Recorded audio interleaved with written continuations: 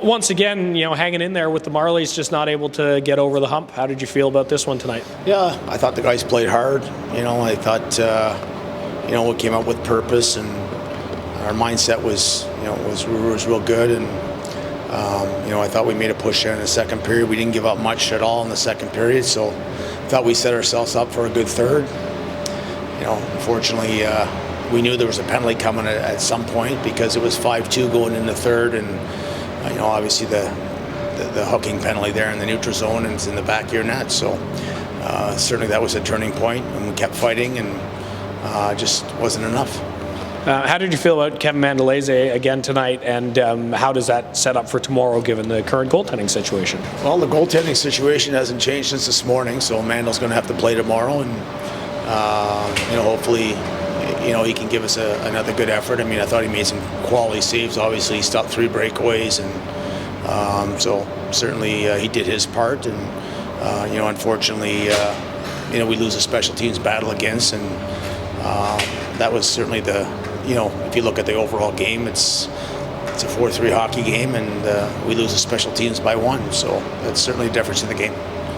Ridley Gregg won a couple key faceoffs there late in the game. Are you kind of seeing him start to mature before your eyes?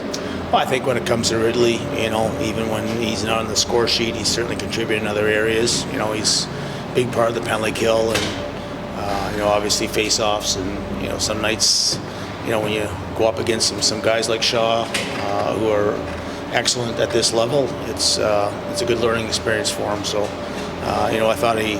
Certainly from an offensive perspective, you'd like to see him get on the score sheet, but I thought he was solid tonight, and I thought Sokolov had a strong game tonight.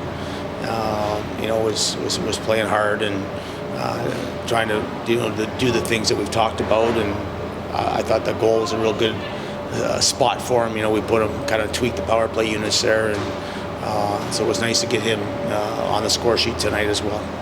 Cole Reinhardt found the back of the net on that 4-4.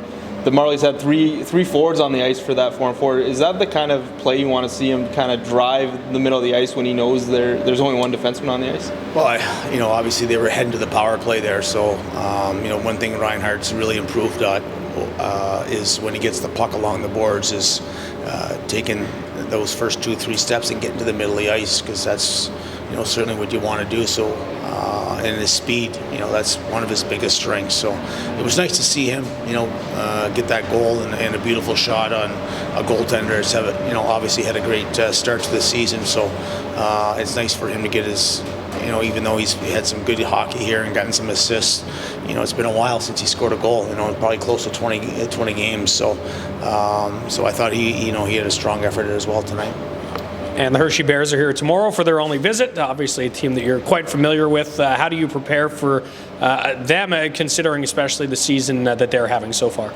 Well, any team that's only got 8 losses, it's going to be a difficult challenge for us. And, they got a top-heavy, top 2 lines that, are, both for point of game or around that point of game mark. And, they always have a well-balanced team with, some young guys that they're trying to groom to play in Washington, and they sign vets, right, that can play, and it's going to be a tough challenge for us, but we got to find a way.